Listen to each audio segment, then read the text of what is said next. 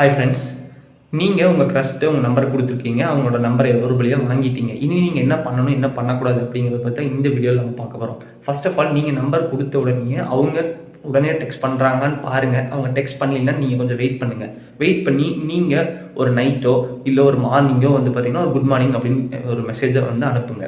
அப்படி அனுப்பும்போது அவங்க எத்தனை மணி நேரம் கழிச்சு எப்படி ரிப்ளை பண்ணுறாங்க அப்படிங்கிறத அனலைஸ் பண்ணி அடுத்து நீங்கள் உங்களோட கான்வர்சேஷனை கன்டினியூ பண்ணணும். அதை விட்டுட்டு அவங்க கொஞ்சம் நேரம் கழிச்சு உடனே அனுப்பிச்ச உடனே நீங்கள் டபக்குன்னு ஒரு 150 மெசேஜ் அனுப்பிச்சிங்கன்னு வச்சுக்கோங்க. அவங்க பிளாக் பண்ணிட்டு போயிட்டே இருப்பாங்க. நாளைக்கு உங்கள் கண்ணிலே பண்ண மாட்டாங்க. ஸோ அதை அவாய்ட் பண்ணிடுங்க. தென் நெக்ஸ்ட்டு, உங்களோட வாட்ஸ்அப் ஸ்டேட்டஸில் ஒரு 100-150 சாங் அப்படியே ரொமான்டிக் சாங் அப்படியே எல்லா எமோஷனுக்கு தேவையான சாங் ஒரு 150 சாங் ஸ்டேட்டஸாக ரயில் விட்டு வச்சுருந்தீங்கன்னா, இவன் இன்னும் அப்படி கிரிஞ்சிடாவேன் அப்படின்னு சொல்லிட்டு அதுவும் உங்கள் மேலே இருக்கிற ஒரு இன்ட்ரெஸ்ட்டை வந்து ஸ்பாயில் பண்ணிடும். ஸோ நீங்கள் கஷ்டப்பட்டு இம்ப்ரெஸ் பண்ணி அவங்க நம்பர் வாங்கியிருக்கீங்க. ஸோ அதை கரெக்டாக யூட்டிலைஸ் பண்ணிக்கோங்க. அடுத்து என்ன பண்ணுங்கிறத அடுத்த வீடியோவில்